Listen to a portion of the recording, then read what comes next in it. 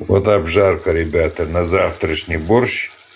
Как я делаю обжарку, мне попросили мои подписчики, показывают. Состав вот обжарки у меня: помидоры, морковь, свекла. Вот, на подсолнечном масле, вот так вот. Тушиться должно долго, где-то около получаса, даже 40 минут. И она готова. Потом уже шкварки отдельно. Из курдючного жира я делаю. С чесночком. И будьте любезны, шикарнейший борщ будет. Со сметаною. Вот. С лаврушкой, с лавровым листом. В общем, короче, кайфуй, моя душа. Все можно делать, все в наших руках.